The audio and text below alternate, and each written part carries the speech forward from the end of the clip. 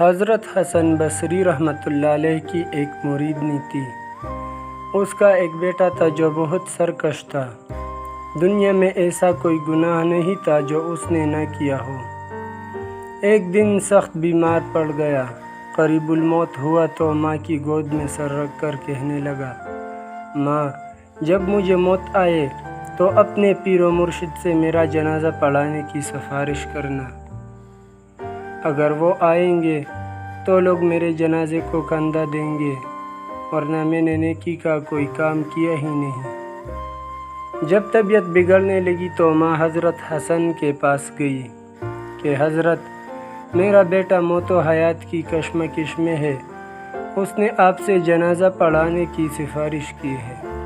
حضرت نے کہا کہ محترمہ، آپ کے بیٹے کو میں نے کبھی سجدہ کرتے دیکھا نہیں، میں کیسے جنازہ پڑھاؤں؟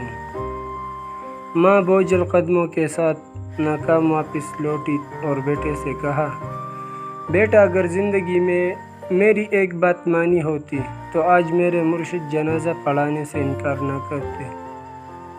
بیٹا حسرت بھری نظروں سے ماں کی بے چینی کو دیکھتا رہا، رونے لگا اور بولا، ماں، جب مجھے موت آئے تو میرے پاؤں کو رسی سے باندھ کر سارے شہر میں گھسیٹنا اور یہ آواز لگانا کہ جو اللہ کی نافرمانی کرتا ہے، جو اس کا حکم نہیں مانتا، اس کا یہی حشر ہوگا۔ اور ماں، پھر مجھے دفنانا نہیں، مجھے اس شہر کی سب سے گندی جگہ پھینکنا تاکہ لوگ مجھ سے عبرت پکڑیں۔ اس حالت میں اس لڑکے کو موت آئی اور روح پرواز کر گئی۔ وفات کے چند لمحوں کے بعد دروازے پر دستک ہوئی۔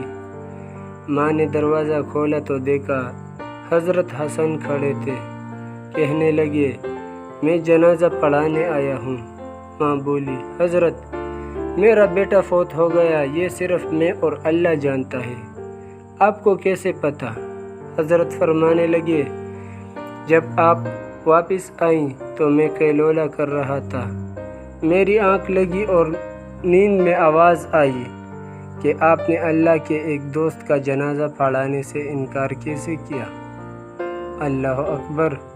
یہاں ندامت کے 2 آنسو گرے، وہاں مغفرت کا فیصلہ ہو گیا۔